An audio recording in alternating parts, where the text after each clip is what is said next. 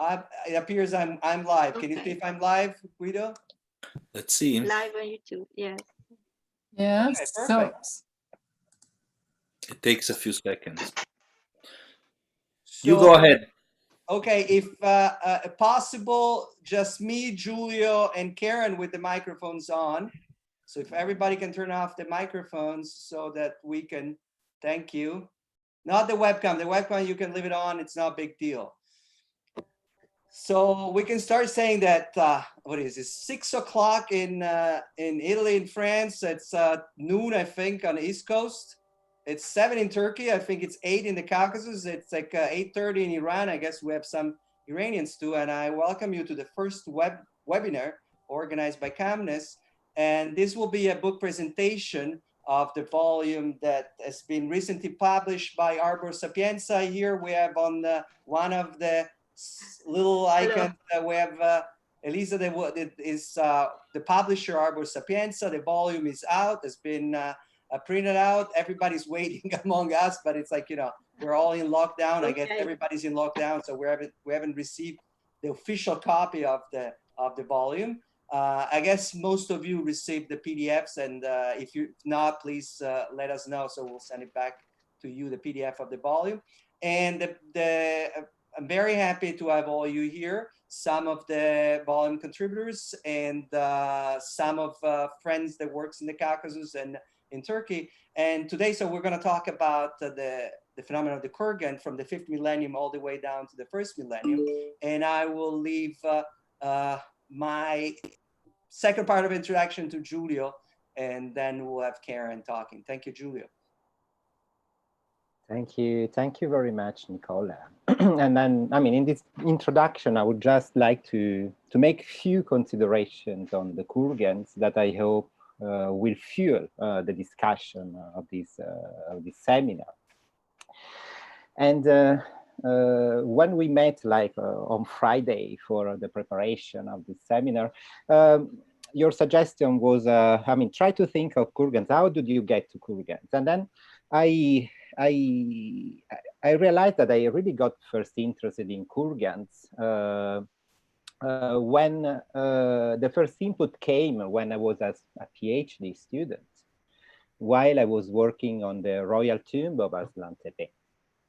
And as I think most of us know, this tomb contained the body of a male individual and was the scene of a spectacular and dramatic funeral ritual consisting of the human sacrifice of 4 adolescents and simultaneously of the symbolic sacrifice of an impressive quantity of metal artifacts.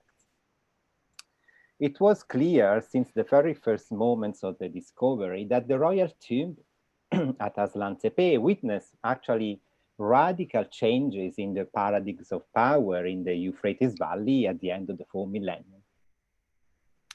And these new powers were embodied by new figures of warriors that were radically different from the previous Uruk-related elites, featuring more religious and administrative connotations and relying on forms of power founded on centralized control over production of staple products and over the redistribution of foodstuffs. Tight comparisons with the ideology of the funeral representation of the Aslan Tepe royal tomb that highlighted the centrality of the practices of display of metals in the construction of social status could not be found in the local funerary traditions of the Chalcolithic period, I mean in the upper Euphrates, and nor in those of the contemporary Kura-Araxes communities, but rather in the funerary traditions of the North Caucasian tombs dating to the first half of the 4th millennium, such as those, for instance, excavated by Nikolai Wieselowski at Maikop at the end of the 19th century, that contain amazing concentrations of metals. These wealthy tombs were actually constructed under or at the interior of very large and imposing funerary tumuli, the so-called kurgans, and which represent one of the earliest attestations in Eurasia of a social trajectory founded on a new system of values, according to which the accumulation, hoarding, and sacrifice of metals in the frame of funeral representation played a fundamental role in the structuration of the social status of the buried individuals and possibly also of their still living kinship groups. Kurgan then, as early as the 4th millennium, were embedded in the funeral representations of North Caucasian elites, thus becoming the symbolic markers of status and of a vertical social order that was physically projected into the landscape by means of this funerary tumuli. And here comes the second concept related to the social, cultural, and the historical role of the kurgans. Because the construction of the large kurgans was a process of materialization of the tombs of the ancestors, and represented as a practice of construction of a new monumental landscape. The function of these monuments, we know that the function of the monuments is that to be remembered. And these long-lasting and highly visible funerary memorials could have actively worked in the creation of collective memories and of a sense of belonging. So from this point of view, the 4th millennium kurgans marked also another stage acted out by the North Caucasian communities in the approach to the environment, highlighting needs and strategies to resort to the powerful role of the landscape in naturalizing social orders, building collective memories, and constructing cultural identities. We know that as early as the mid-4th millennium, the Kurgan tradition quickly crossed the boundaries of the Greater Caucasus to spread south. In the late Chalcolithic, in South Caucasus and northwestern Iran, as it is witnessed by the Kurgans of Soyuk Bulak and Segirdan, where these funerary tumuli hosted burials rich in metals and exotic goods. We don't have now enough time to go into deeper details, but we can certainly say that the gigantic early Bronze Age kurgans of Marcopi, Ananauri, Bedeni, or the Middle Bronze Age kurgans of Trialeti and Karashan that contained impressive quantities of metals and precious jewelry, witnessed actually that kurgans represented the marker par excellence of a long-lasting funerary tradition that was constantly reproduced by the South Caucasian communities in the 3rd and 2nd millennium. But it is also important to stress, that we will possibly discuss, and as it is actually discussed in the book, kurgans were not only built to represent vertical social inequalities, but probably also to strengthen horizontal family ties, to materialize landmarks for the mobile pastoral communities, and finally to increase senses of belonging and define cultural or political affiliations. And as concerns these two latter issues, the cases of Arslan Tepe and Soseyuk, and possibly also of Bashureyuk in Eastern Anatolia, show that the powerful ideology attached to the kurgans impacted well beyond the geographic boundaries of the Caucasus, thus marking a new stage in terms of the social and cultural trajectories that were shared among the Caucasian, Eastern Anatolia, and Northwestern Iranian communities. Kurgans, as conspicuous monuments imbued with highly symbolic values, are, for us archaeologists, a privileged point of observation for the discovery of past cultures and societies, and a fundamental starting point to detect regional contacts and interactions. And as today's seminar shows, kurgans still represent the opportunity for the interaction and exchange among the archaeologists working in these regions. We would like this seminar to follow the same direction already traced years ago by Karen Rubinson, who organized in 2003, together with our friend and colleague Tony Sagona, that we all miss very much, one of the first international workshops focused on the Caucasus and neighboring regions that set the basis for a new and transnational community of archaeologists that we try to reunite today. But Karen is also an acknowledged pioneer of the archaeology of the kurgans in South Caucasus since her PhD dissertations, and among the first to highlight the crucial importance of these funerary monuments to trace patterns of interaction between the Caucasus, Iran, and Anatolia in the Bronze Age. And for all these reasons, it is a great honor for me to give the floor to Karen Rubinson from New York University and let her finally present this book. Thank you very much, Karen. Well, thank you very much, Giulio, for, I'm going to cry, I'm sorry. Every time I hear Tony's name, it's just too hard. But I prepared remarks anticipating a somewhat different number of people. With so many of my friends here, I'm going to read anyway, but we'll have a chance to talk about it later. But I'm going to read to start. And to start, I want to thank Nicola Laneri and Giulio Palumbi. I guess I can call people by their first names with just this number of people. I don't have to go through this. For inviting me to present the volume, Constructing Kurgans, Burial Mounds and Funerary Customs in the Caucasus and Eastern Anatolia during the Bronze and Iron Age. Now I'm going to share my screen so we can actually see the cover close up. Share screen. What happened to it? PowerPoint. Oh, I've got to do this again. Go away. Slideshow.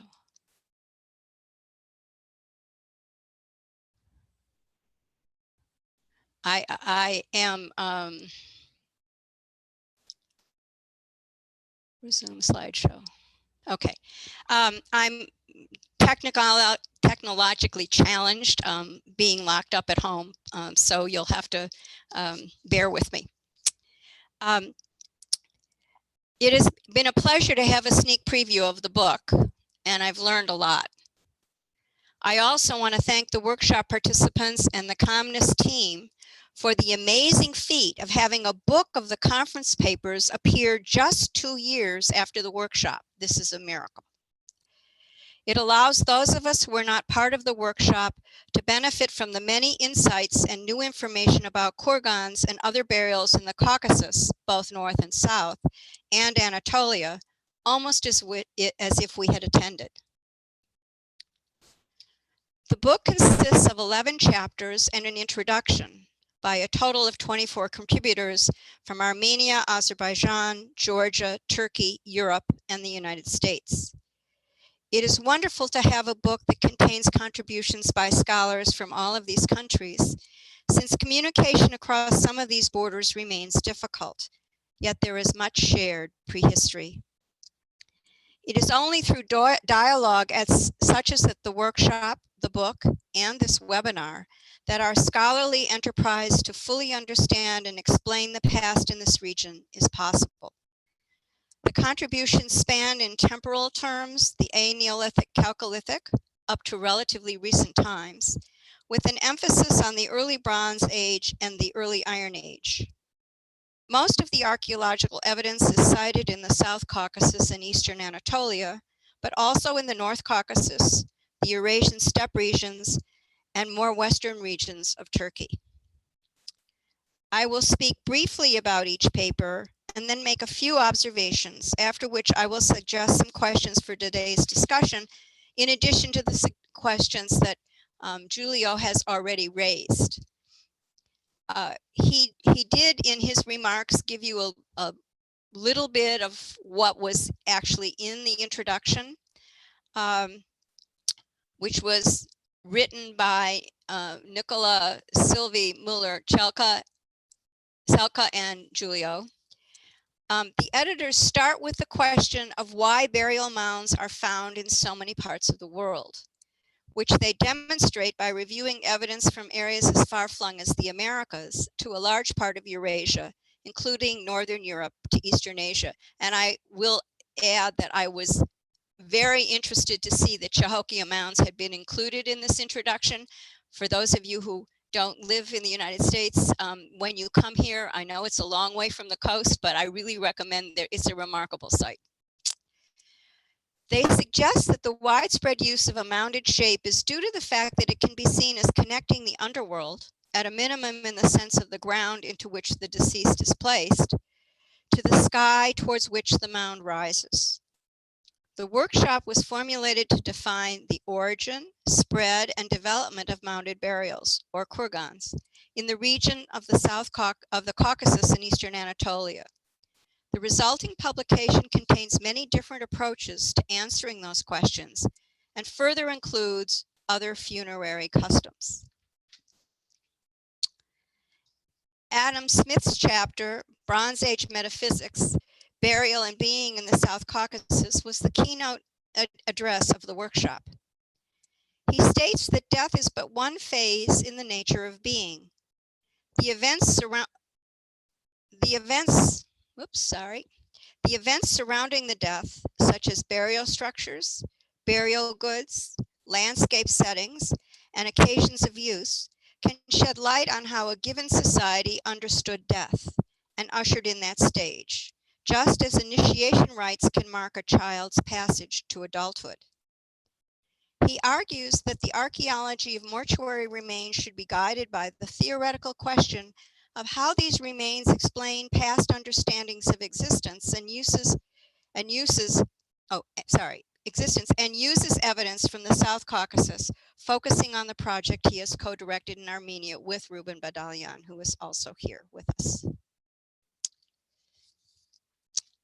Sabine Reinhold's contribution, Transforming the Horizon, Early Mounds and Monumentalized Landscapes in the North Caucasus and Their Social Context, concerns primarily the Maikop period, beginning in the 4th millennium BCE, which we heard quite a bit about from Giulio just previously.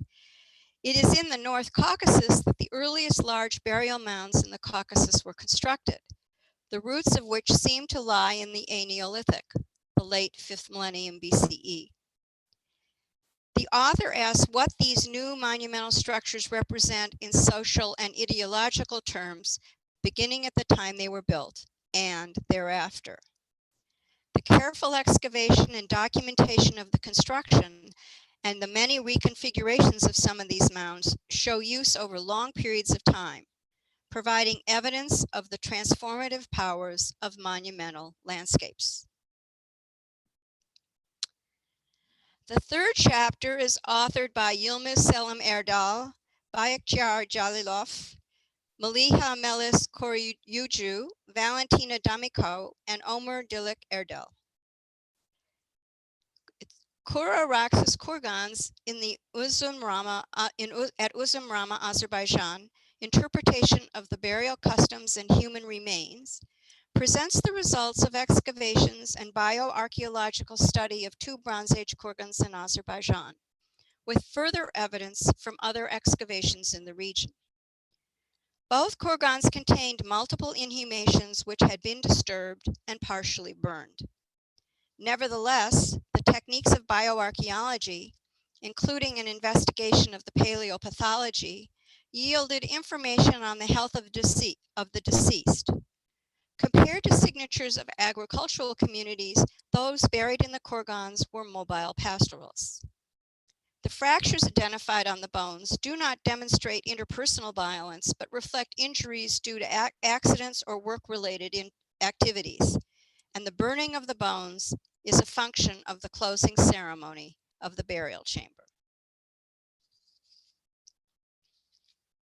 Muzaffar Maksud Olu Husanov wrote a detailed report on his excavations of the Tartarli kurgans located in Azerbaijan. The kurgans date to the early Bronze Age. One contained an intrusive late Bronze, early Iron Age burial. The careful excavations provided detailed information about the construction of the burials and determined that the multiple individuals buried in them were placed there over a period of time.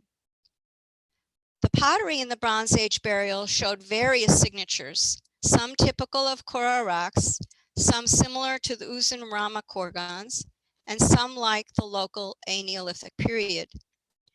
The author notes the presence of fire in the kurgans and provides comparative information from other kurgan burials in Azerbaijan. Ben Hassert, Haluk Salah Timur, and Metin Batahan collaborated on the chapter, The Radical Death of the 4th Millennium, Contextualizing Human Sacrifice at Başarhuyuk. I do love that title, I have to say. A site in southeastern Turkey. The burials discussed were cut into the late 4th millennium levels of a settlement mound and date to the very end of the 4th, beginning of the 3rd millennium. Burial rituals include human sacrifice, and the authors use a biosocial approach to understand the new burial practices.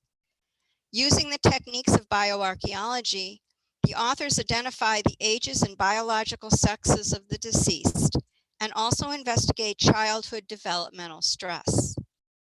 Details of the burials are presented. The relationships between the burials and the different practices, including paired burials and sacrifice retainers, are used to demonstrate that biosocial identity is not strictly grounded in individual accomplishment. Karen, can I ask you to move the microphone a little bit away from your mouth? Because More away? How's that? Is that better? Can you hear me now? no, because then on the side probably. On the side. This is the way it's attached to my. Okay, I don't think it's the microphone. It's okay, don't worry. I'm really sorry. No, This is don't worry. at least 6 years old, this mic. I'm definitely living in the Bronze Age here. So what should I try to do? What are you hearing that I need to adjust to? No, now it's better probably. All right, maybe I shouldn't be looking at my papers. I should hold the paper up. Now it's perfect. Now it's great. Perfect. All right, now I can just get my glasses to adjust. We'll be set. Okay. Godarzi Nararamashvili, Nino Shashashvili, and George Namarashvili present Kurgans of Tree Lady, The Roads to Eternity. The authors first present a useful summary of Middle Bronze Age Kurgan burial traditions of the South Caucasus, as well as a discussion of chronology and terminology, particularly of the Kurgans of Tree Lady and Zortiketi in Georgia. The focus of the chapter is the ritual roads of the Trialeti Kurgans, massive stone constructions which extend eastward from the burial mounds that can be up to 500 meters long. The Kurgans themselves had been excavated in the mid-20th century. The authors identified the ritual roads when the reservoir that had covered them retreated at the end of the century.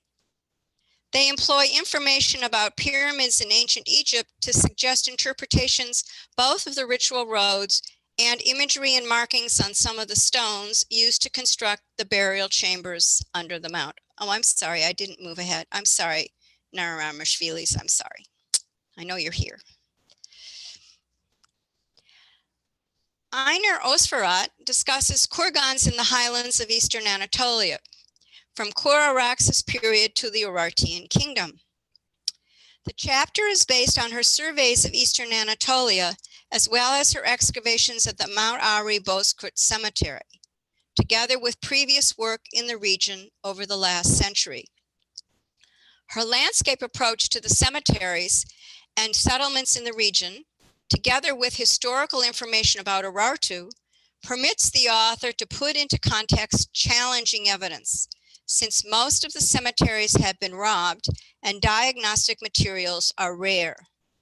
The chapter includes extensive summaries of the data. The author concludes that the Kurgans first appear in eastern Anatolia at the site of Soshuyuk, and that northeastern Anatolia forms the western and southwestern border of the Kurgan tradition.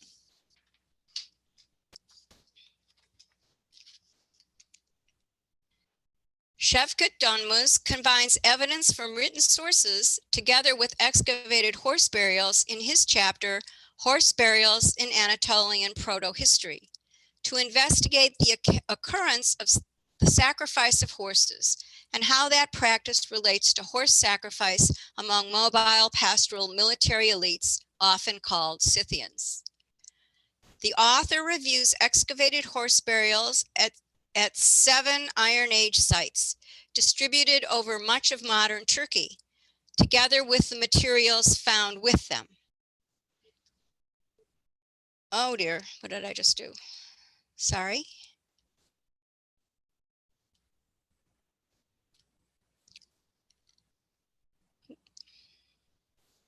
In light of the texts about Cimmerians and Scythians, he suggests those burials represent Scythians.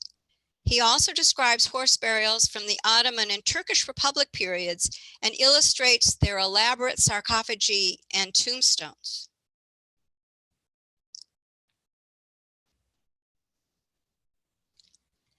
The internal arrangement and reuse of kurgan chambers in the Metsamor Cemetery by Artavan Zakian, Matuz Ishkra, and Hasmik Simonyan addresses the frequent reuse of the kurgans at the site. 17 kurgans were excavated over 3 decades beginning in the 1960s by Emma Kanzandian. Recently, an Armenian-Polish team excavated 2 additional kurgans using modern scientific methods. The authors used data from those excavations together with archival information to clarify the burial structures. The kurgans mostly date to the end of the Late Bronze Age and beginning of the Iron Age, but were frequently reused in later periods of the Iron Age up to the 7th century BCE. Careful reconstruction by the authors has provided a detailed picture of both what remained of earlier burials and the organization of later ones.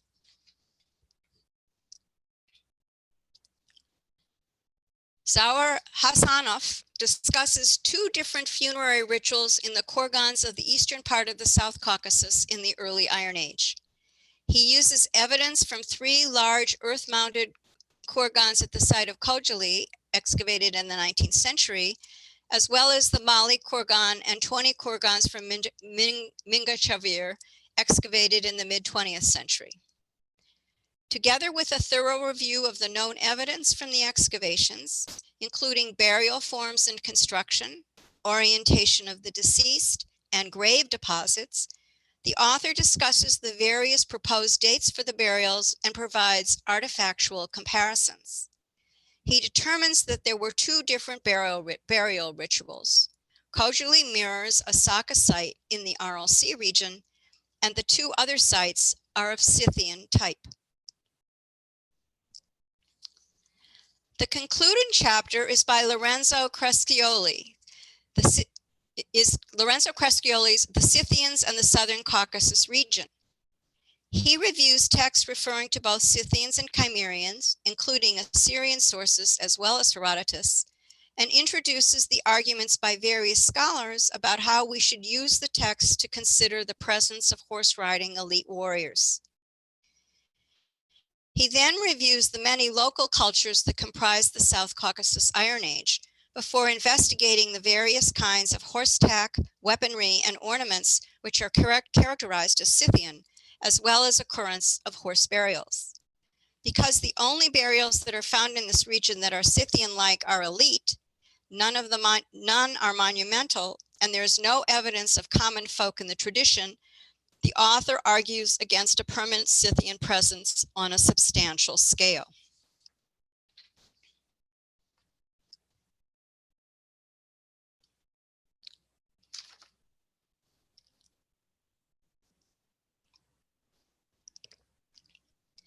The papers in the volume are ordered chronologically so that readers can easily carry on a dialogue among them, considering, for example, that the individuals buried in Kura-Araxes contexts and sites in Armenia and Azerbaijan belong to all stages of the human lifespan and both sexes, even though the burial architecture and burial rituals are different. 3 papers propose Scythian presence in Anatolia and the South Caucasus, with overlapping evidence and differing approaches to interpretation. Many of the papers present evidence from excavations conducted as early as the end of the 19th century, and often the authors express frustration at the nature of the excavations and reporting, even when able to access archival materials and museum collections. In fact, this was a theme this was one of the first themes I noticed, I have to say. In my view, this is an indication of the new questions that archaeologists are asking of the past. These new questions, aided by scientific methods for dating, the tools of bioarchaeology, and the recognition of the importance of precise context, among others, demonstrate the progress archaeology has made as a discipline. This is especially apparent in the papers that use recent excavations to tease more data from excavations carried out in the past. The tools and approaches of landscape archaeology, such as pedestrian survey and remote sensing, contribute new insights into placement of kurgans and how that relates to the lifeways and socio-political organization of the groups that constructed them. This too is in contrast to the archaeologists of the past who were focused on the burial monuments themselves.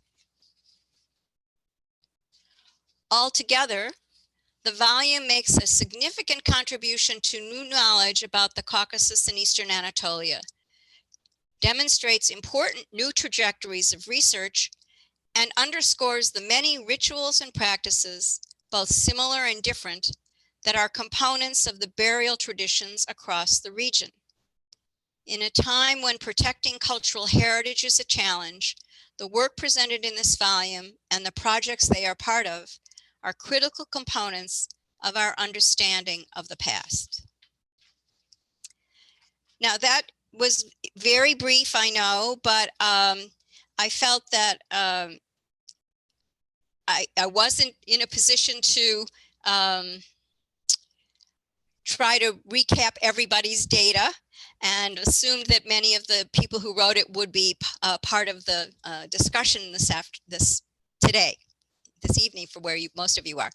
And in addition to the issues that Giulio raised, I had thought about 3 questions that came to mind as I was reading through the papers that we could also consider thinking about. One of them is time and memory, which is something that several of the papers discussed, as many of the authors discussed the reuse of the burial chambers or of the burial architecture, or both. In what cases are these episodes the result of connections to the original burial that are in living memory of those involved in the subsequent events? And when are these reuses the result of the symbolic nature of the kurgan or other burial form?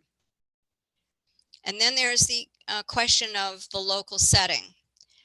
Several of the authors cite local elements in the burial forms, rituals, practices, and inventories that can combine with ideas from elsewhere.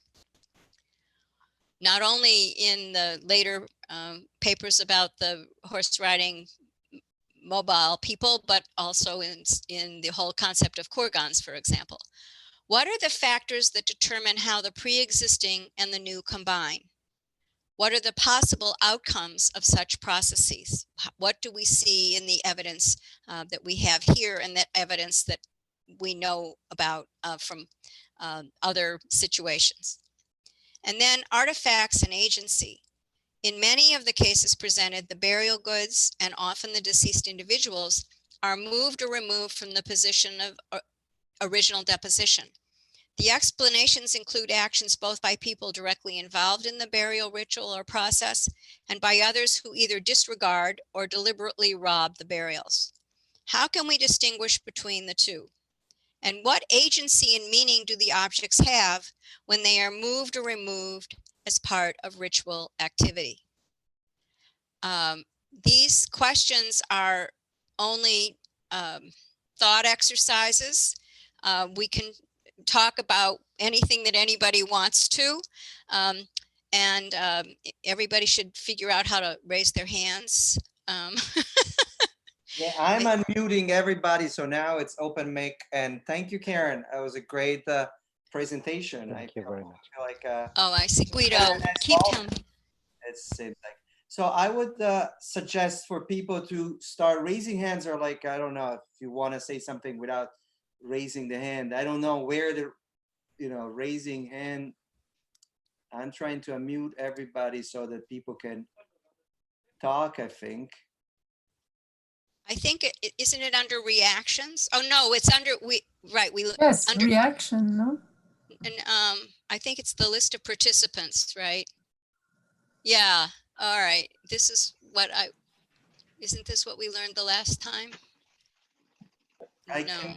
Yeah, raise hand. If you go to the bottom and go to where it says participants, you then get a list on the right of everybody, and at the very bottom of it there's something that says raise hand, Yes. like this. Now, where it raises the hand, I'm not sure. I think it's Oh, better. I see. It goes up to the top and there's a blue hand. Okay, What I if will we raise the hand like this? It's probably. do that too. There are enough of us. It would be easier. Certainly. All right. I see Mikhail with a nice cat walking back. Yeah, my tiger, I hope like my dogs will not see your cat. That's one of my cats. well, any comments on Karen's, or like somebody wants like add more on I don't know if you had the chance to read the volume. One thing that we've been talking with Julia and Karen is how Kurgan transforms like his powerful means in different localities, and that's I think your second point, and how memory together with power sometimes different, like Julia was mentioning the royal tomb of Asante as a consequence of transformation of the meaning of a monumental tomb. It's like that's the other thing that we've been struggling during our workshop. I remember with Julia defining what a kurgan is exactly, and it's just you know, a mounded a funerary tomb or something more, and it's different. It's different version and variations. Like what we have in Eastern Anatolia are at beginning of the third millennium are those a different version of kurgans. It's like it's a mnemonic reference to that kurgan, and that's I think a subject that was talked about during the workshop. And I have to say we were struggling 2 years ago in clearly defining the kurgan in terms of size, in terms of dimension, in terms of visibility, and in terms of what you also mentioned in your last point, what's inside the kurgan, because that's the other thing. Obviously, the visibility of the kurgan within the natural landscape is a very important element, but I think it's also what is inside. And for example, we're excavating in Western Azerbaijan, and the kurgans of Western Azerbaijan during the late 4th millennium, they have this distinctive way of burning the bodies and the funerary goods are within, and so it's interesting to just like see the different trajectories within local different contexts. And for the first time, I have to say, we have a chance. We didn't have a chance to have Iranian scholars, that I see that Nasser is here, and a lot of more scholars that we invited. We were not able to come to Florence, like Ruben, like Mikhail, and Marcella. They are all here, so it would be nice to hear from people that didn't attend the workshop ideas and comments on what else Karen suggested during her presentation. And here we Brenna. Hi, Brenna. Brenna's raising figure hands. No, I didn't do it digitally. Manually. Go, Brenna. I really appreciated Karen's insight into the volume. I'm very much looking forward to seeing it. And I thought because Yilmaz and Marcella are here, we could revisit the question that Nicola brought up, which I think was the sort of end point we never quite ended at the conference, which is, you know, are we off in Upper Euphrates and us at Bashar Hoyuk in Upper Tigris, are we kurgans? This is I think apologies from Haluk and Metin who couldn't join us, but you know, we talked, I think, a little bit earlier when you opened about the amazing sacrifices of metal, which of course we have, and we're, you know, our closest comparator is of course Arslan Tepe and the royal tomb for our big sacrificial tomb. But are we a kurgan? Because we have several, you know, we are several paired cyst graves set into a hillside, set into a mound site. I think that was the question that I don't have an answer to, besides possibly not. But I think this group was the place to address that. I see Karen raising hand right now. I would like to comment on that from another case study. I have written about the site of Tilla Tepe, which is in northern Afghanistan and dates to the 1st century BCE, CE. And it is a series of burials of 1 male and 5 females who were people who had come from a steppe environment. And there are many kinds of evidence as part of their burial goods, as well as the fact that one of the individuals has a modified skull of the type that had not yet reached that part of Central Asia. And these burials were set into a Bronze Age mound, and they appear to have all been buried at once. And one of the things that Victor Sarianidi, the excavator, said, and I have always thought was reasonable, is that this was an effort to emulate a kurgan burial by these people who literally came from the 1st millennium steppe environment with the huge mounds. So I think that I think it's not impossible to think about the choice of the location in the landscape as being an effort to emulate that that practice that is part of the cultural identification. Can I add something that was like kind of came out, because definitely going through Brenna and Marcella, I think those are now kurgans, definitely. But I think if we conceive kurgan as a dichotomic essence in which there is the physicality of the kurgan, it definitely doesn't travel. I still don't know where is the exact frontier going west, but I think it's like Eastern Anatolia, probably the Van region, north of the Van region, that the physicality of the kurgan stop being visible. But if we think about the monumentality, the visibility of the funerary locale, I think that concept travel farther west. And that's what my feeling, but this is like, I don't want to talk about. We have Marcella here and Yilmaz. I think this is the concept of the monumentality of funerary remains, of a locale related to the memory of the dead. I think it's something that probably arrives farther west in a concept of which during the late 4th millennium is kind of invisible. There is not that visibility during the late Uric period. So this is like, if you separate these two concepts, and one is mental, one is the perception of the dead, and one is the perception of the visibility of the figure. If you can separate these two, I think we can probably solve the questions that we raised 2 years ago. But this is my perspective. I don't know if Marcella is raising a finger and now a hand. Go, Marcella. So I just want, of course, I agree, first of all, with the approach that Giulio introduced in the question. And I want to add something that also I think can not answer, but go together with the question that Bren asked before. So, are we kurgans?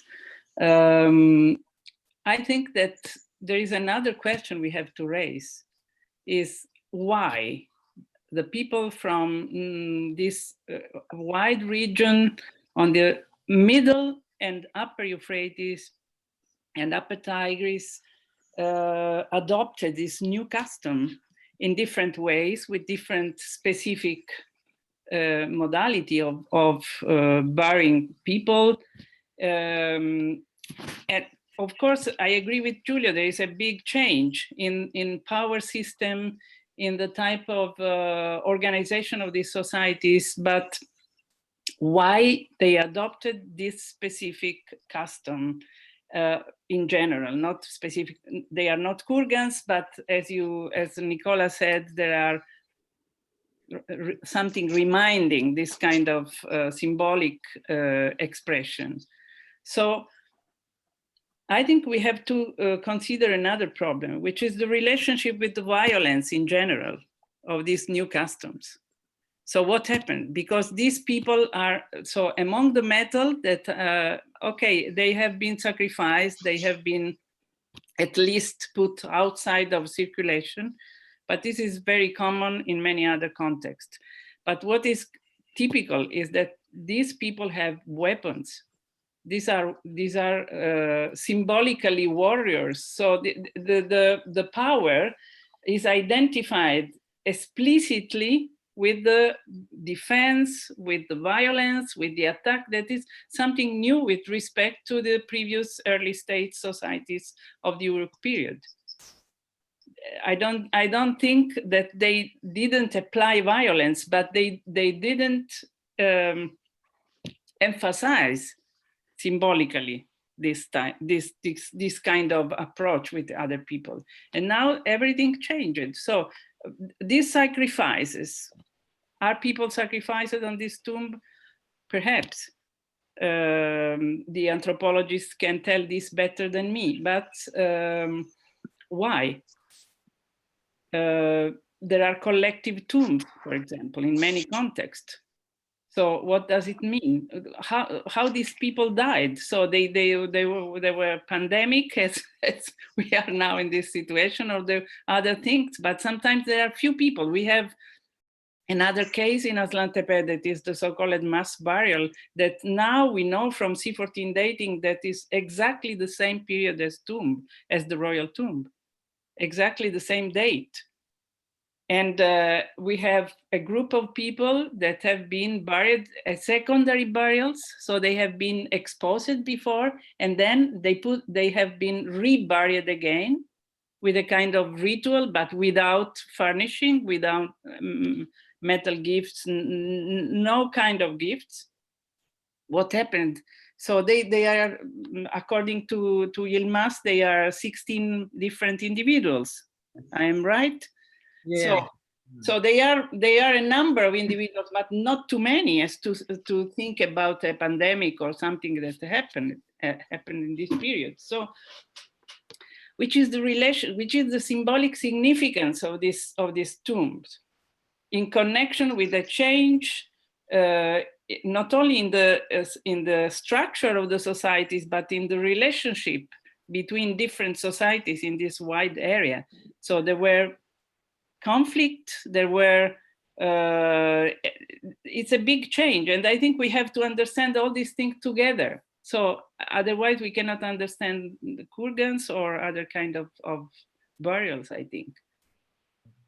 So we are not kurgans, but the phenomenon is related with the expansion of kurgans, because perhaps the kurgans in the Maikop region, it's earlier. So maybe it's another phenomenon, I don't know. But when this kind of custom expand to the Southern Caucasus, to Eastern Anatolia, to the Upper Euphrates, to the Upper Tigris, why? So they are different cultures, even between Bashur and Aslan Tepe. They are not the same culture, but the burial custom is very similar. There are many similarities. Why? So there is something that is in the structure of this society, in the structural change of these societies that we have still to understand better, I think. Anybody wants to add more? Maybe I can add some information for the skeletal trauma. Before the Chalcolithic period, especially for late Chalcolithic, we have very few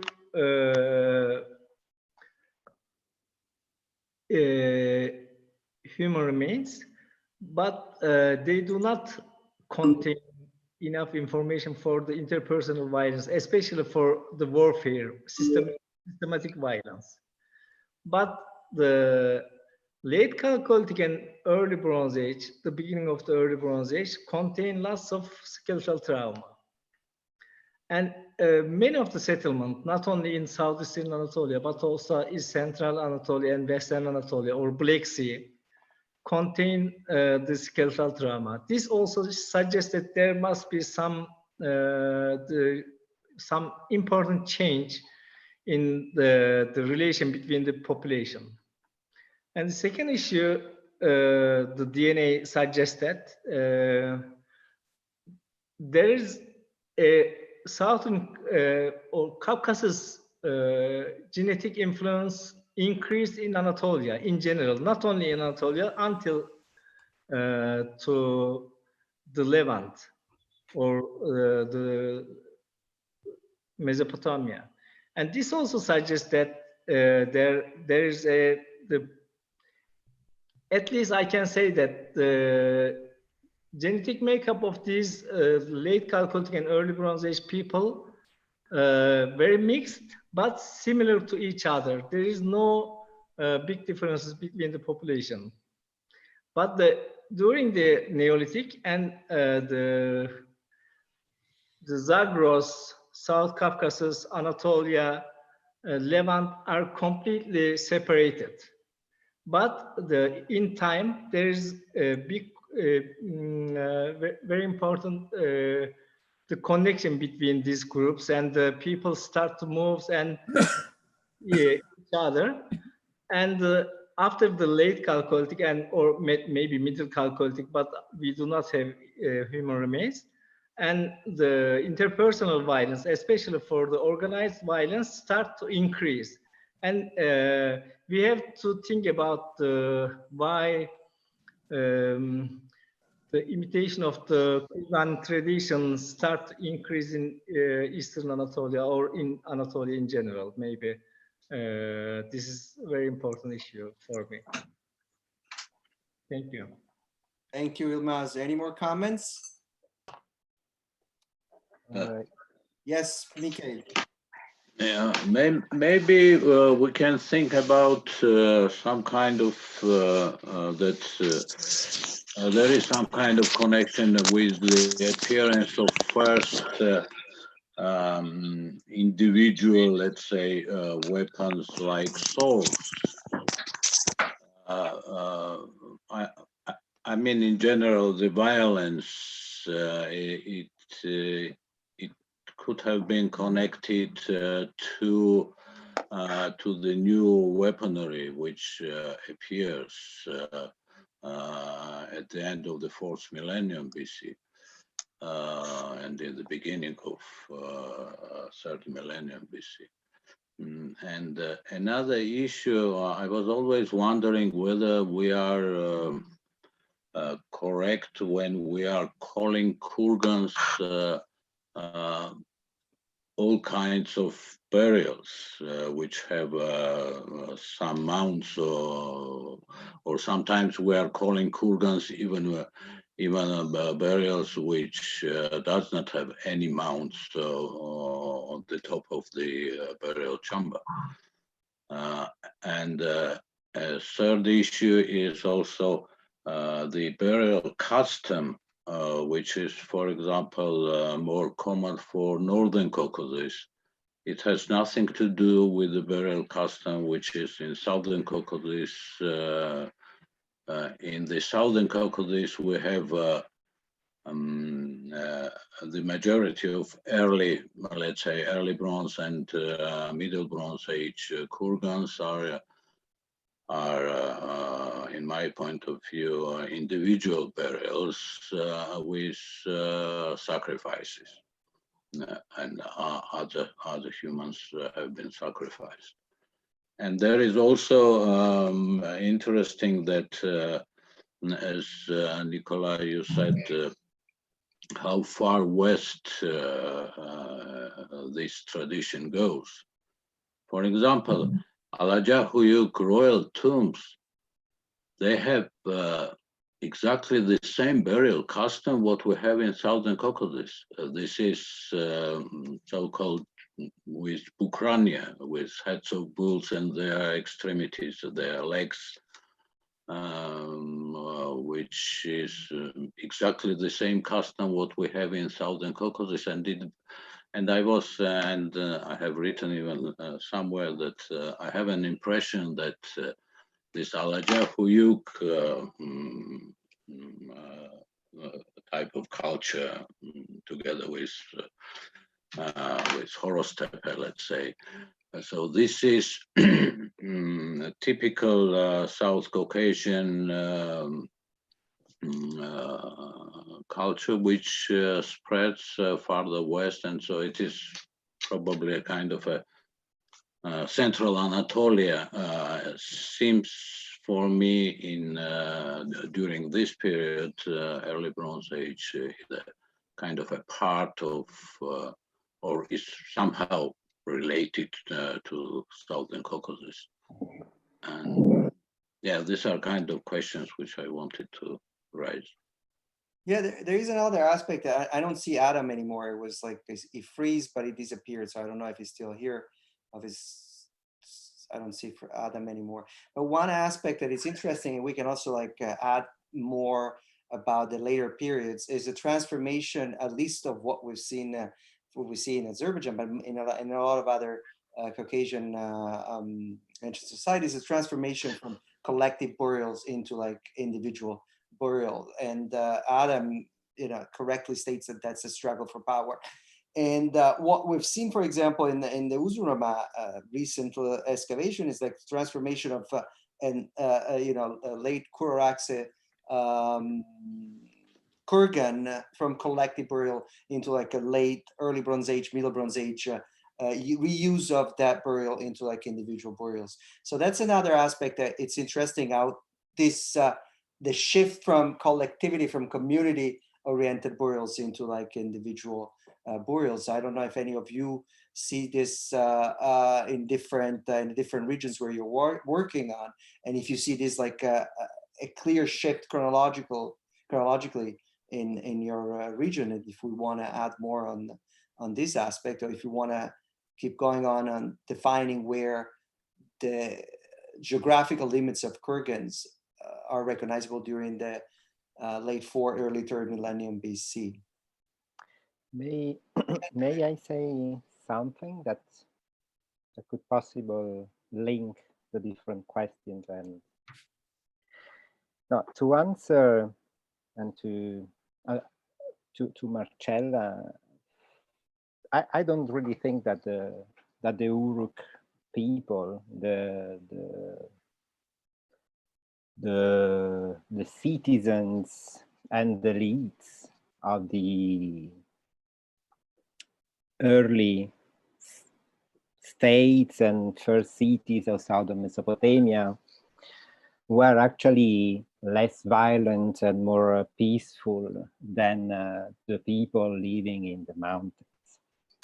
But what I think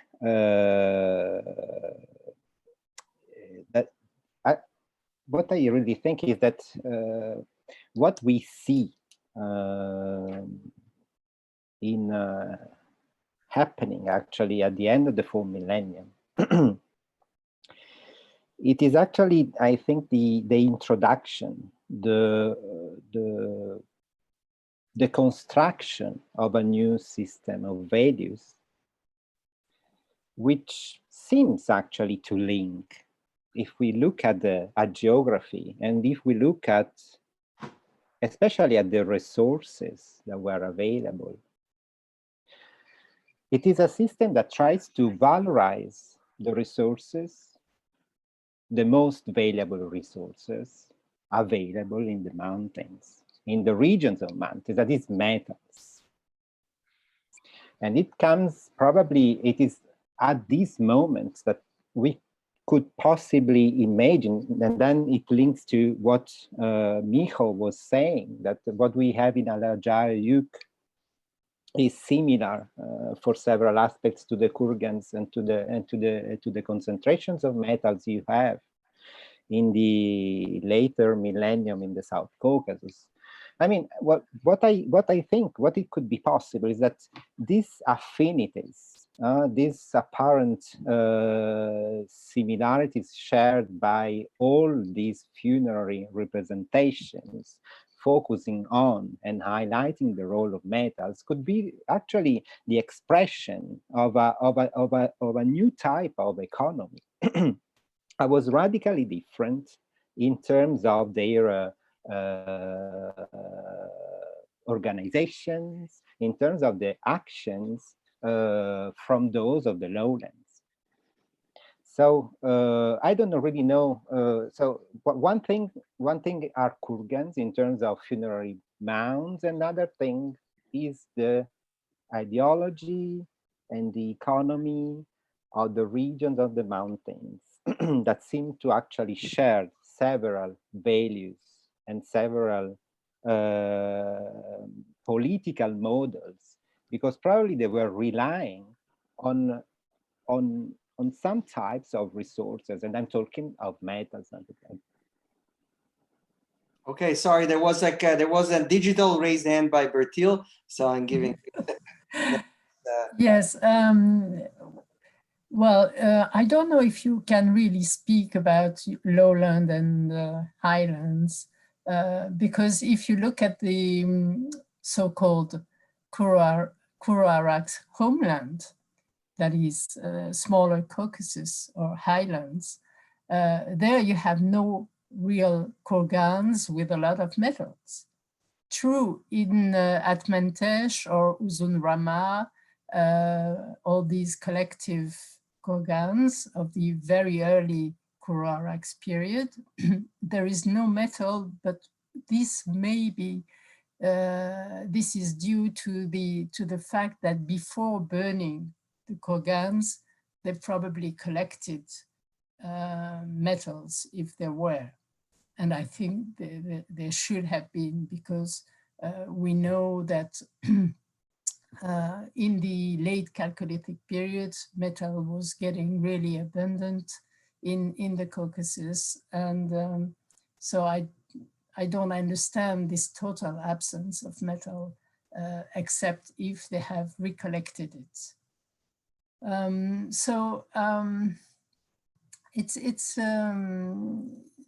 The situation is very tricky, and the kind of weapons you have at Arslan and all along the Euphrates, you don't have in the Caucasus itself. It seems it comes from the north and it goes down along one main road, which is the Euphrates, but it doesn't dispatch. You have one on the eastern end near the Caspian Sea at Tilmenkent. That's almost the only one. So it's not, I wouldn't say it is local. I would say it is related to one special group of people. Marcella, and I want to add with Bertil, I totally agree with you, Bertil, and I think social trajectories are different between the Southern Caucasus. I mean, that transformation that Giulio is talking about, seems to me it's more related to that, wherever chronologically you want to put it, like, you know, end of Kuraxis, beginning of the early Kurgans, the Trialeti, the Bedeni culture, that kind of shift. And this is what Adam, I think, has been mentioning also in his in his introductory paper in our volume, is there, the shift from community to individuals. And he stated, it seems to agree with you, to be more visible in Eastern Anatolia at the end of the beginning of the third millennium, something that it's almost invisible, at least from what I've seen in Western Azerbaijan in the Caucasus. That's what it seems to me, but I don't know if Giulio agrees with this perspective. I'll give the word to Marcella. Yes, just to explain perhaps a little bit better what I think.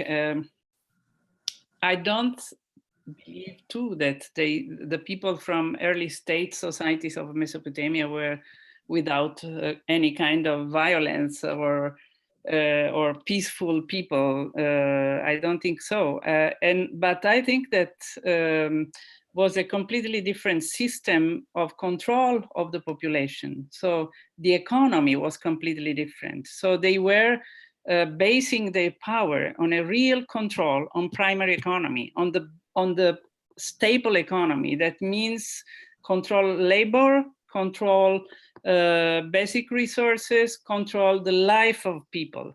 So they don't need, in my opinion, to express in a very visible way other kind of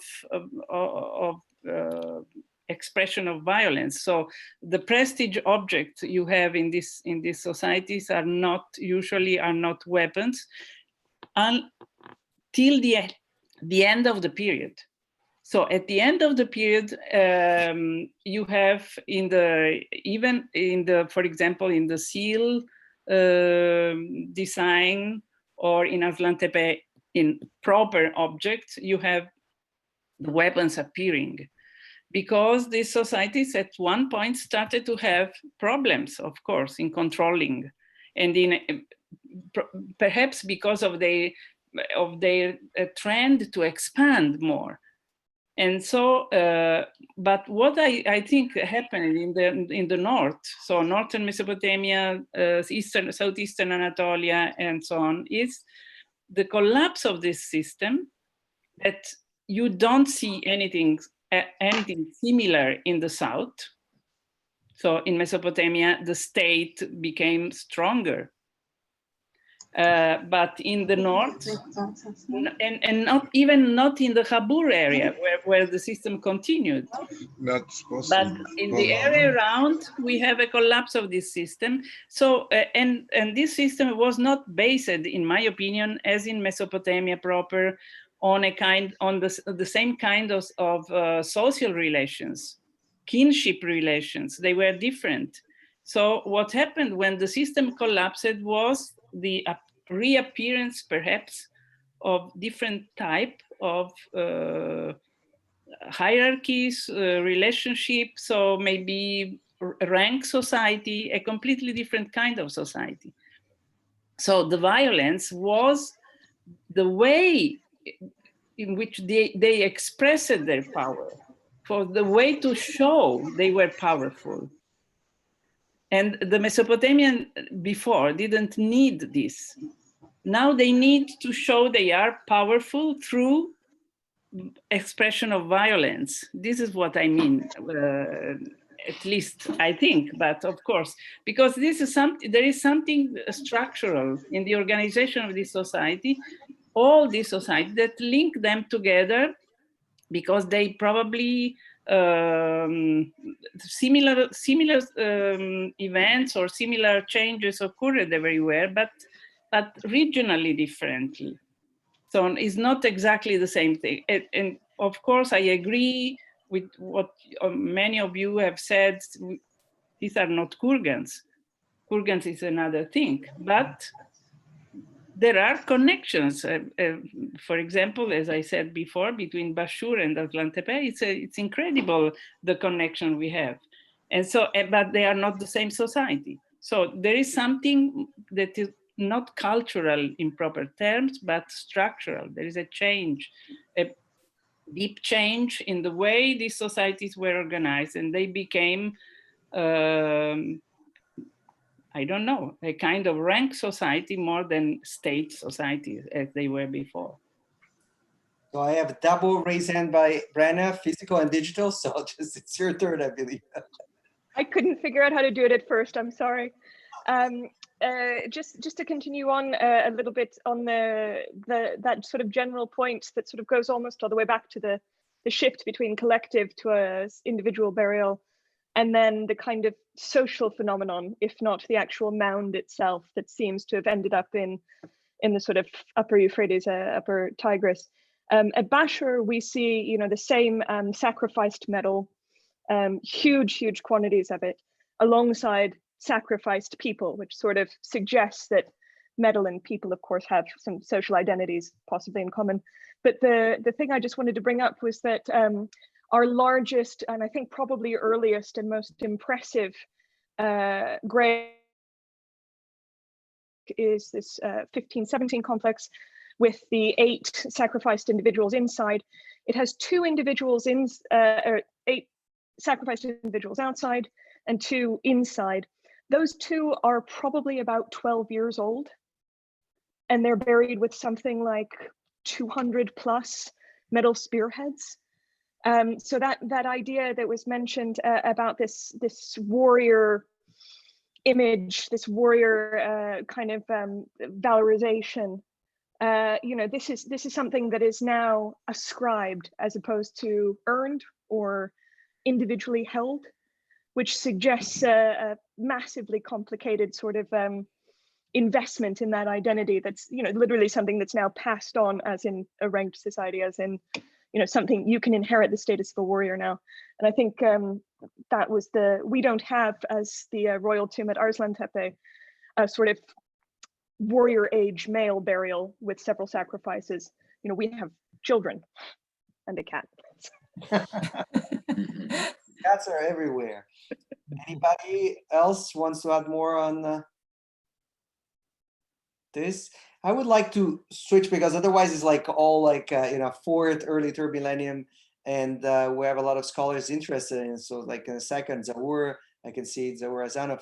How do you see the transformation, for example, the use of kurgans during the first millennium? Lorenzo and Zaur and other scholars that might be interested in bringing on more on the later periods, probably, if anybody wants to add more on this. Zaur, we don't hear you. Yes, let me unmute. Okay, perfect. Unmute the audio.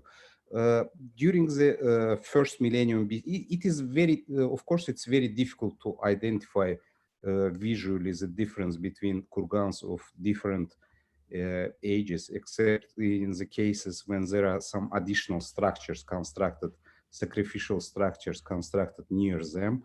But there are ways, for example, to identify the period of the kurgan belonging to different periods by the type they are organized on the landscape. For example, during the first millennium BC, if you look at the steppe area, there are cases when kurgans are organized in different structures. So this is one of the ways the burial customs are changing.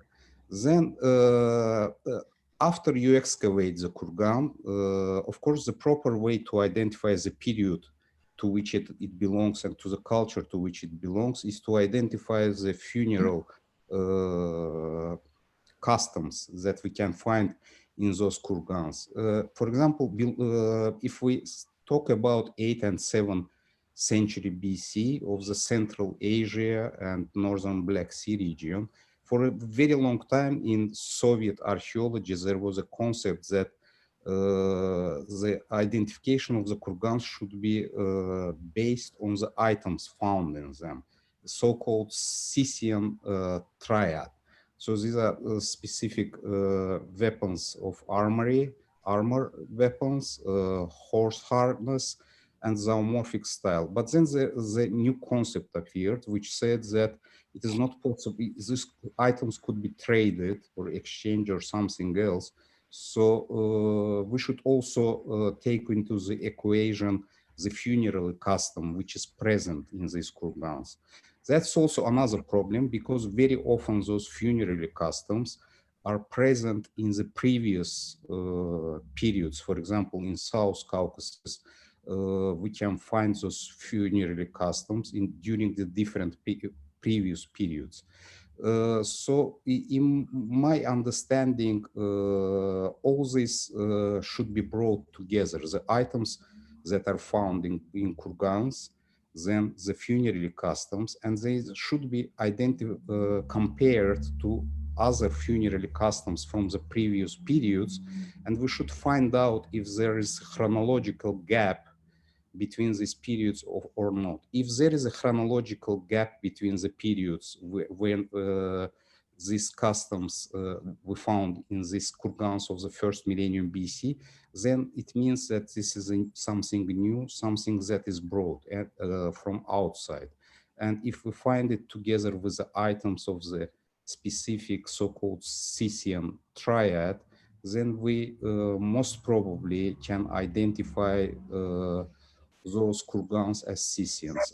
Concerning collective burials, for example, during the Uzun Rama kurgans, which you were discussing, collective burials in the Uzun Rama kurgans, they exist. But then for a very long period of time, they cease their existence, and we find them again during the early Iron Age. So in my understanding, there is no connection between these two customs in the South Caucasus. So in the early Iron Age, they come probably from somewhere else, or there could be another explanation. They can originate of some new economic developments in the society. But once again, if we find 10 or 15 funerary customs combined together and compared to other regions of the world, we find the same funerary custom in that part of the world, then it is a very strong basis for comparison. Thank you, Zohar. Anybody else who wants to add anything? Any more comments?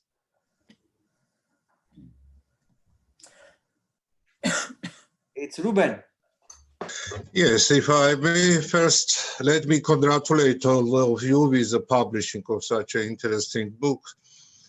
I'm very pity doesn't participate, but I heard you long time and want to ask you everybody. So what is the main characteristic of the phenomenon which you discussed? Is it just a mound of any size, which we can call kurgan? Or it's in continuation of what Bertil says, early bronze kurgans on the territory of South Caucasus can be very different in terms of the chamber. You know, when we have a same in terms of size and construction element mound, we have all the burial under just on the surface without any pit, or we have more or less monumental pit, which can compare, as you know, dozens of the burials.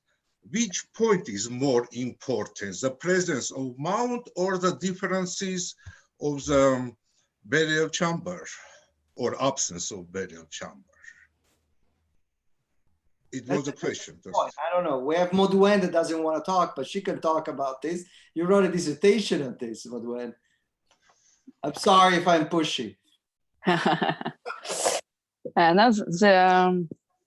This is a question of the definition of a kurgan. What are the elements to define the kurgan? I think this is because for the early Bronze Age, we have different kind of architecture for the burial chambers. They can be in wood, in mud brick, in stone, and there is no pattern for the construction of a kurgan, except for the southwest, for the northwest of Azerbaijan, and I don't know exactly how. I've say during the workshop, for me, a kurgan is at least a mound on the surface of 5 meters in diameters in order to be visible in the landscape. But I don't know. Maybe we can add some other characteristic and actually for the Kuraraks, there is some kurgan where the mound is 10 meters and there is no burial chamber. So I return the question to Ruben.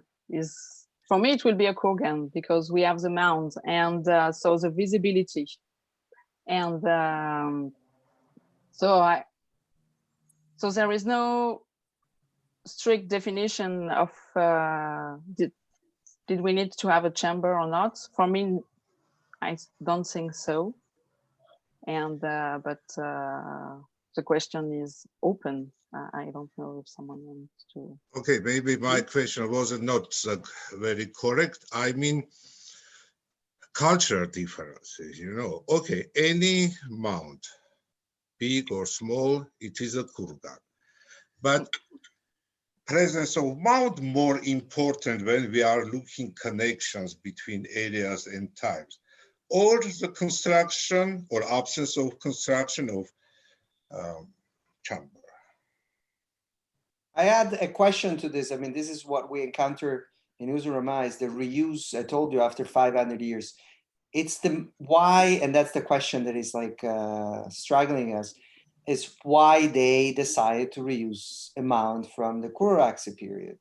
Is it the mound itself that it's call it sacred or whatever? They could have built another kurgan, or it's just laziness and just the idea of reusing because I don't want to build another kurgan, I don't want to create a new funerary chamber, and or is that reappropriation of what Karen was of memory, of a memory that even if it's like a kind of lost in 500 years is still there, lingering around, and so they wanted to reuse by a different way from collective to individual. And that's something that I want to emphasize again, is what Brenda said, and also what Marcella and Bertil and Giulio, is the use of the community from cooperation, from kinship, from be part of the same community, as it was like in late 4th millennium in, I think in Georgia and Azerbaijan, to power over the community with the mass burials at Bashur and at Aslantepe. Completely different way of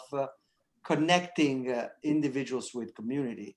So these are two things that I think the reuse of the value of the funerary monument, so the funerary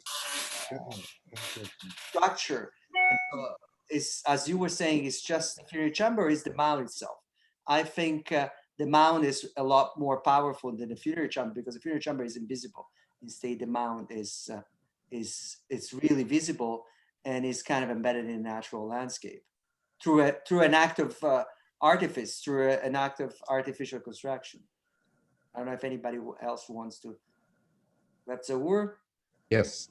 There is a research by Konstantin Chugunov of Arjan to Kurgan, together with German archaeologists.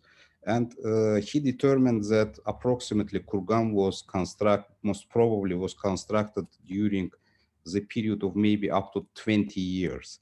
So we can assume that there were many cases when this construction did not end. So it means we will not see the mound itself, but we will see some structures, the preparation for construction and everything. So maybe if we identify the intent of population to construct a kurgan, it can also be considered as a kurgan. So probably intent and beginning of the construction structure is also very important. Okay, we have Karen, then we have Stefano with a digital raise hand, and then we have Ilmaz. Go, Karen. Well, I was just thinking back to your introduction to the book and how you used Cahokia mounds as one example of this concept of building a large mounded structure under which a human is buried, and the symbolic value of that. So I think that the question that Ruben asked I mean, obviously I wasn't at your workshop, but I think it was it's still a difficult question, that the burial rituals and practice, once the mound is constructed, are invisible. But the participation of the population in that initial construction, in the act of transformation of somebody from the living state to the dead state, as Adam put it, that is the, I think that's harder to change than putting a mound on top of something. And I think that what you're asking, Ruben, I would say how the burials are organized, what the rituals are that accompany the burial, that gives a sense of the identity, if you will, to use an old word in an unsubtle way, of the individuals. And the mound is an expression of a cultural practice, which can be added to a pre-existing set of rituals and practice and behaviors, which was why I asked the question that I did at the end for discussion. I don't think we can say, except when we can look at the total archaeological context, that there is inspiration and connection.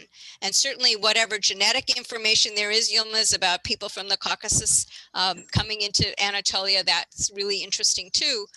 We need all of these kinds of evidence together to be able to speak with some authority about why the kurgan or the burial mound in a specific place.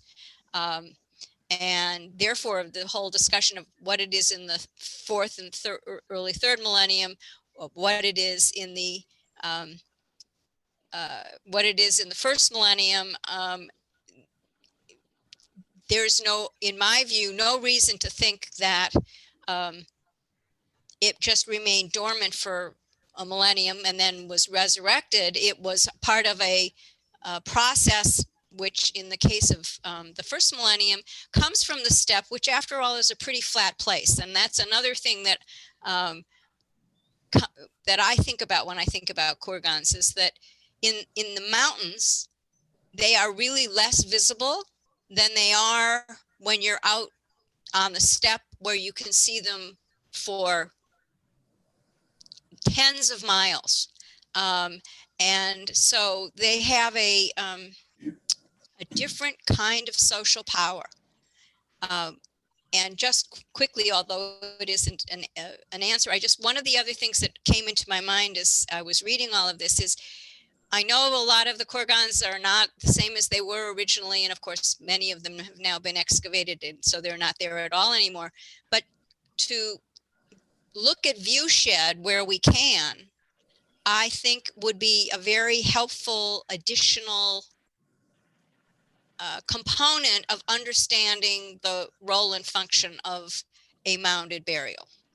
While I'm passing the words to Stefano, one of my PhD students probably is like on streaming, is going to do a viewshed analysis of the Uzun Ramah area. You suggested.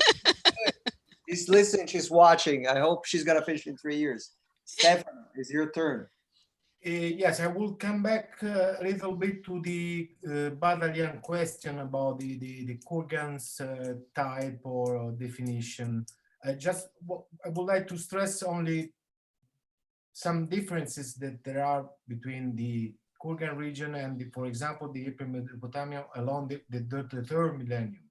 For example, in the Upper Tigris and the Jazeera, so in the Upper Mesopotamia, we don't know any one burial built as a kurgan or as a mound. So this is really clear. So we know that we have this kind of funerary structures along the third millennium in this region. So we can stress that this is a difference. So the visibility and the monumentality, also the presence of a mound. The other difference is that in the Upper Mesopotamia, we have only few examples of collective burials in this period. So it could be another difference that we can stress. So I think that these two elements can be characterized differences between these horizons. I don't know if these both elements, the visibility, the presence of a mound, and the collective burials can be related with a culture or with a burial custom. This is, I don't know, but I can be sure that we can stress the difference between this region and the Upper Mesopotamia in terms of funerary structures. We have Yilmaz and again Bertil with digital raise hand. Okay. I want to say that at Uzun Ramah, at least 2 kurgans suggest that they might use 200, more than 200 suggest that these kurgans use very long time. And more than 150 kurgans accumulated in one area dated the same period. And it means that the kurgans might be related to the the visibility and also territoriality is also a very important issue for me. And I want to switch to the medieval Anatolia. When the Turkish people invaded to Anatolia and migrated to Anatolia, and we saw hundreds of thousands of kurgans accumulated in some area. They used for only one individual, not for family or for others, but they accumulated in some places. And it means that the territoriality or some secret area might be used for some things. And for the shape and size of the kurgans might be related to the monumentality and also visibility. And accumulation of these kurgans might suggest the territoriality, but also the places of the kurgan cemeteries might be related to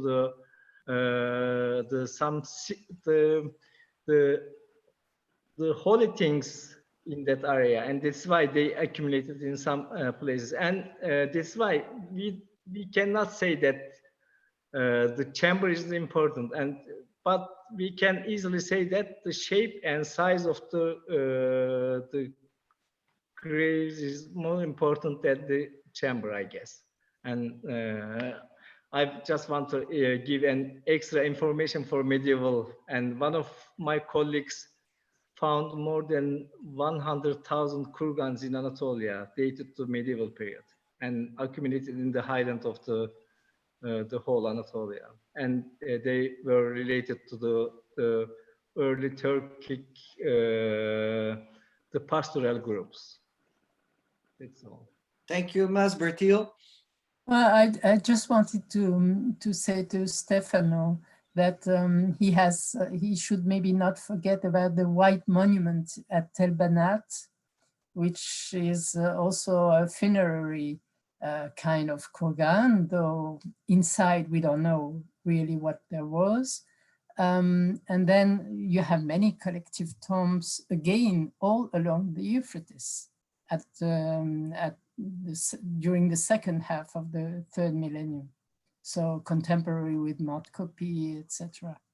So just to add some elements, I was speaking about Upper Mesopotamia in terms of Jazeera and Upper Tigris region, not Euphrates region. Euphrates region, it's another kind of we know that there are a completely different horizon in terms of burial practices. But in Jazeera and in the Upper Tigris region, so in the east part of the Upper Mesopotamia, we have no one burial mound, no one, I'm more or less sure about this. And so we have collective burials, but not too much. Thank you. But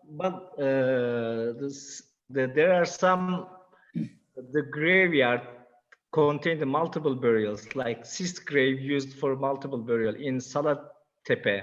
Yeah.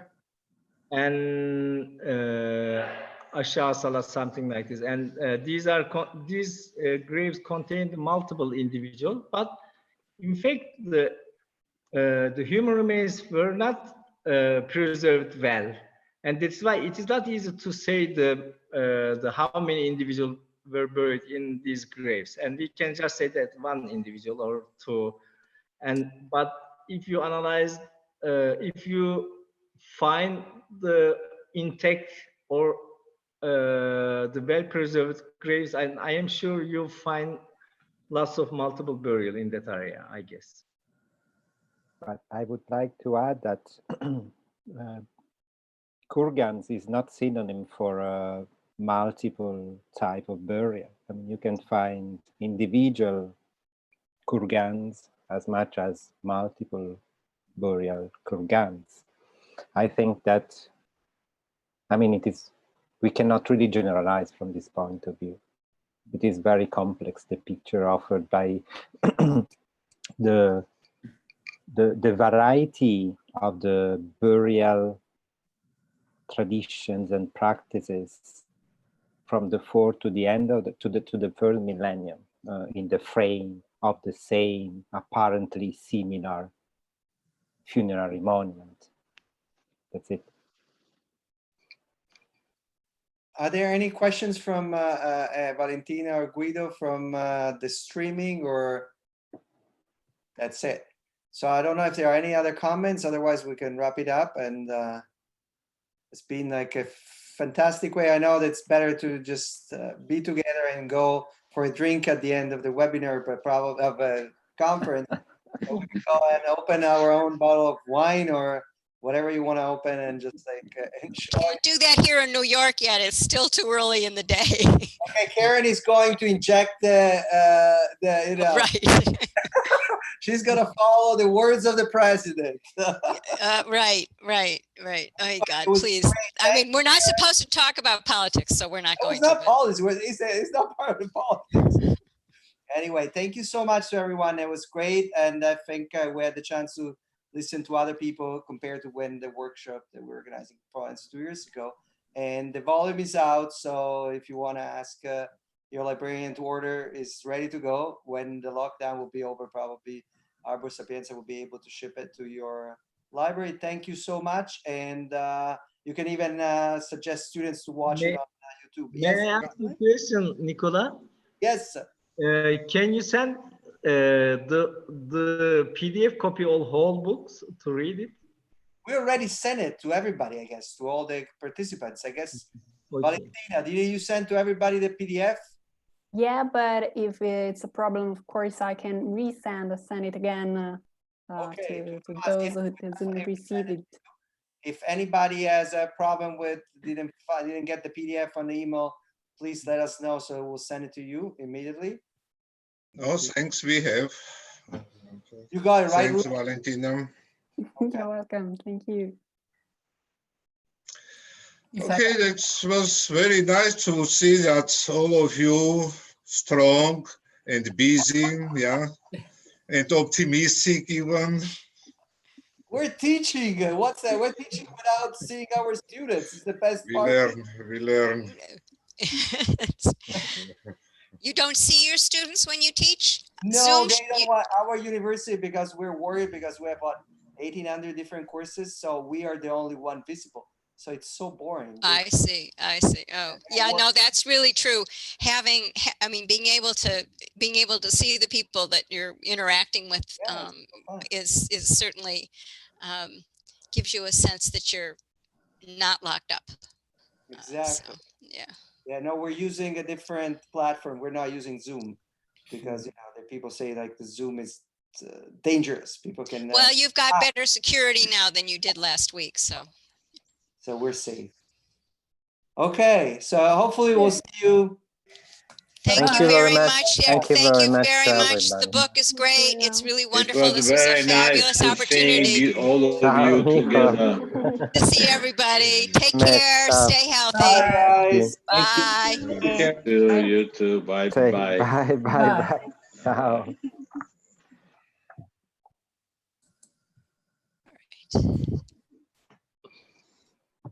All right.